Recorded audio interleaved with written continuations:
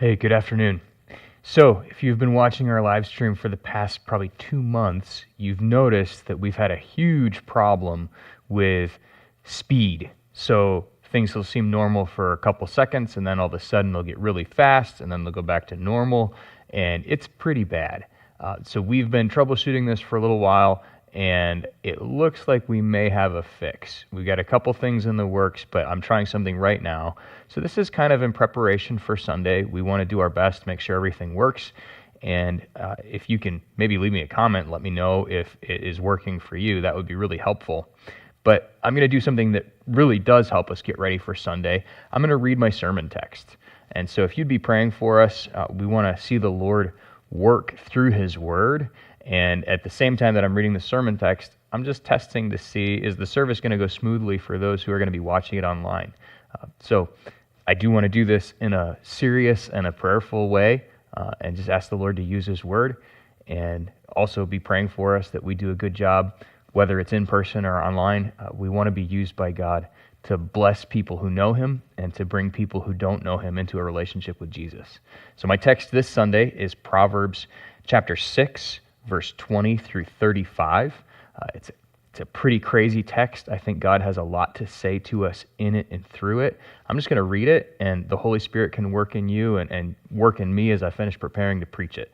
This is Proverbs 6, starting in verse 20. My son, keep your father's commandment, and forsake not your mother's teaching. Bind them on your heart always. Tie them around your neck. When you walk, they will lead you. When you lie down, they will watch over you. And when you awake, they will talk with you. For the commandment is a lamp, and the teaching a light. And the reproofs of discipline are the way of life, to preserve you from the evil woman, from the smooth tongue of the adulteress. Do not desire her beauty in your heart, and do not let her capture you with her eyelashes. For the price of a prostitute is only a loaf of bread, but a married woman hunts down a precious life. Can a man carry fire next to his chest and his clothes not be burned? Or can one walk on hot coals and his feet not be scorched? So is he who goes into his neighbor's wife. None who touches her will go unpunished. People do not despise a thief if he steals to satisfy his appetite when he's hungry. But if he's caught, he will pay sevenfold. He will give all the goods of his house. He who commits adultery lacks sense. He who does it destroys himself.